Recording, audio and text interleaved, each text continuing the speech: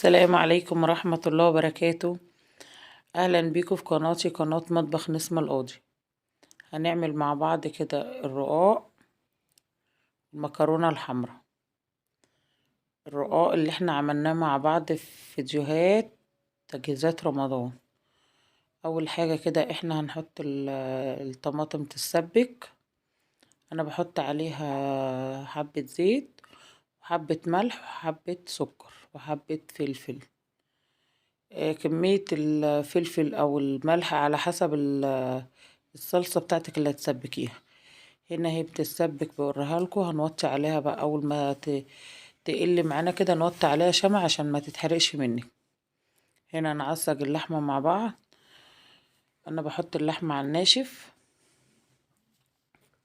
لما تجيب ميتها وتنشف معاكي بنزل بالبصل بقى.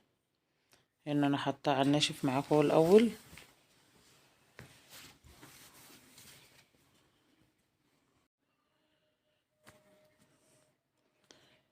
هنا اهوت اللحمة معانا لسه على النار بتجيب ميتها. اول ما تجيب ميتها بقى وتشرب معانا،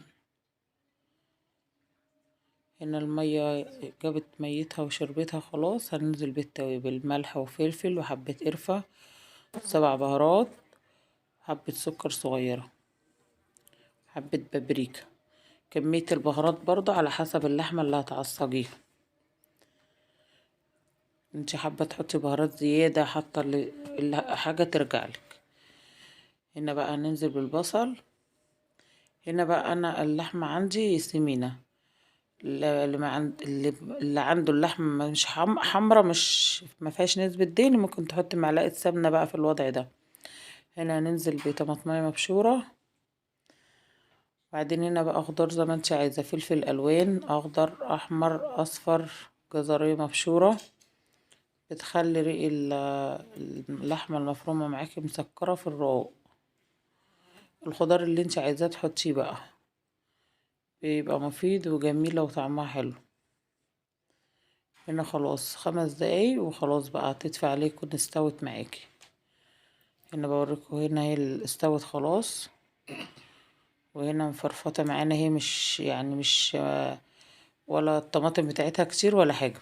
هنا انا برضه بوريكم الطماطم موطيه النار عليها تتسبك خالص بقى. هنا نسلق المكرونة مع بعض.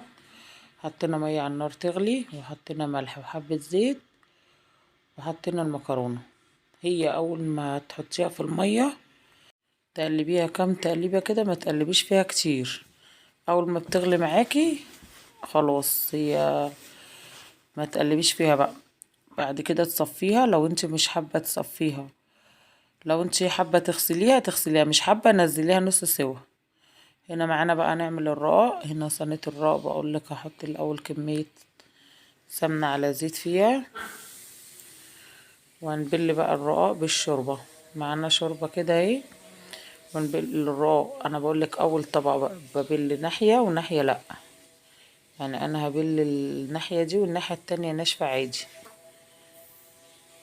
هنا بص انا ببل اهو الشوربة معاكي ما تكونش سخنة اوي زيادة عن اللازم، عشان الرقاق ما تتهريش معاكي.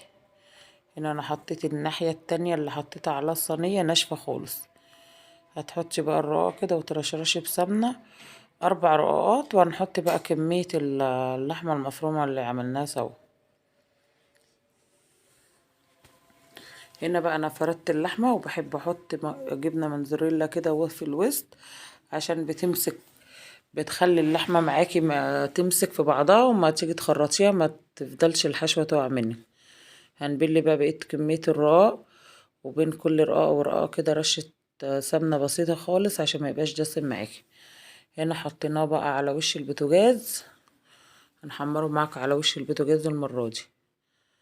ان انا بحط سمنة على الناحية التانية اهو، والرقاقية الناحية اللي تحت واللي فوق ما تبلهمش عشان ما تلزقش منك في الصينية. هنا انا قلبت الصينية اتحمرت من ناحية، وقلبتها بقى احمرها من الناحية التانية. كده الرقاق بيبقى معاكي طري وحلو. لو انت هنا بيبقى مقرمش من بره وطري من جوه، لو انت عايزاه طري من بره ومن جوه كده، بعد ما اتحمر كده غطيه بصينية وسيبيه 10 دقايق هتلاقيه طري كله. لو انتي بقى حابة يبقى مقرمش من بره وطري من جوه خرطي على طول. هنا معانا القطة اتسبكت اهي، حطيت عليها معلقة سمنة. انا ما بحطش بصل ولا توم. هتحطي توم هتقلب لصلصة كشري. بصل بقى ده بيخليها مسكرة بس حاجة ترجعلك. انا بعتمد على معلقة السمنة، بتدي طعم للمكرونة جميل. قلبنا المكرونة اهو وخرطنا الرقاق. مكرونة كده بتبقى خفيفة وطعم السمنة بيبقى باين فيها وطعمها جميل. والرقاق بص طري، مقرمش من بره وطري من جوه وبيبقى جميل. بص انا بوريكم المكرونة ايه، ولا معجنة ولا المكرونة ايه بمكرونتها. هنا لو اللي حابة تشطف المكرونة هتشطفها، انا عن نفسي بشطفها، بغسلها بمية كده بعد ما انزلها. اللي حابة ما تشطفهاش بمية تنزلها، تخلي بالها من السوا عشان لما بتستهدى معاكي بتزيد معاكي في السوا. هنا بقى انا عملت طبق سلطة خضرا جنبه كده، ومخلل وعصير مانجا وعصير صوبيا. وهنا كانت طبليتنا النهاردة سهلة وبسيطة وخفيفة وسريعة، يعني في أي وقت تعمليها على طول، ساعة زمن تكوني عملتيها. أتمنى الفيديو يعجبكم وتدوسولي لايك، واللي ما اشتركش في القناة يشترك معايا، وأسيبكم في رعاية الله. السلام عليكم ورحمة الله وبركاته.